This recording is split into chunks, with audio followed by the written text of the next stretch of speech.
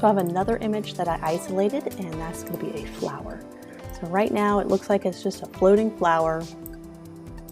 It has no place. So we're going to use drop shadows to make sure it finds a home on this background. So I'm going to do what we've done with the previous object, and I'm going to add a new layer. And I'm going to grab my paintbrush tool. This is going to be my shadow layer. I've got my paintbrush tool, and I'm going to draw where I think the shadow will be cast. So I'm seeing kind of some a light source kind of coming from this direction. You can see the light kind of hitting this side of the stem. So I'm just going to play with that and go with that kind of light source coming down here. So if the light source is coming from the top, it's going to cast shadows right around here, maybe just a very sliver down the stem, and it's also going to cast a shadow that goes out on the little leaf here. So let's do up here a little bit. And let's put our shadow layer behind, and we're just guessing right now where it would go. I'm just doing big block and always erase my shadows a little bit later. Just do a little bit up here. These are really archaic at the moment, but we'll fine tune it a little bit better later. So let's reduce the opacity a little bit, and let's fine tune our shadow. Let me see if I can zoom in. There we go, perfect.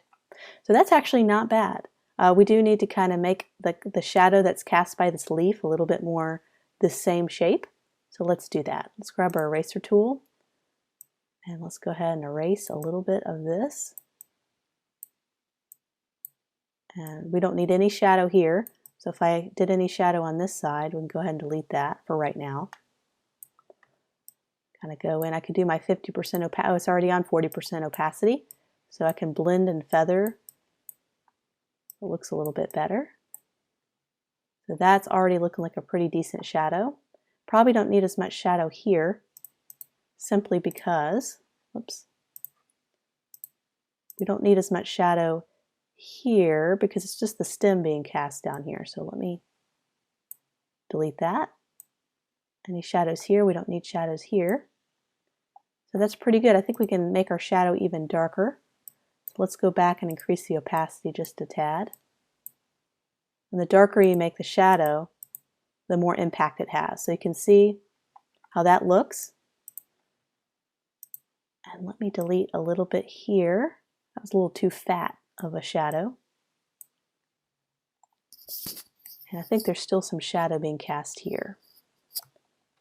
You can see how realistic that looks. Let's just back it off one notch, maybe right about here. So it does, it looks like it's laying flat on the ground and that you have a light source coming from the top here. And there might be a little bit of a shadow cast here, right there in that area.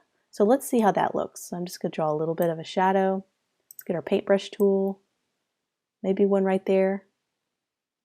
We can always take our eraser tool and fine tune it. Maybe it's just a tiny shadow. Maybe it's just like a very little bit from that back part, maybe casting, maybe this flower blocks the light a little bit there and casts a shadow. So that is one way. Maybe we can come in, tighten that a little bit. We do a very, very subtle feathering here.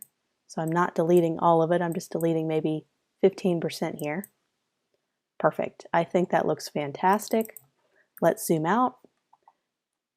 Let me back the shadow off just a little bit, make it a little more opaque. I think it no longer looks like it's floating in the middle of the sea here. It looks like it's a little more ingrained in the background. It looks like it's really, it's not a floating flower in the middle of nowhere. So I love this shadow. We're going to try a different type of shadow with this flower next.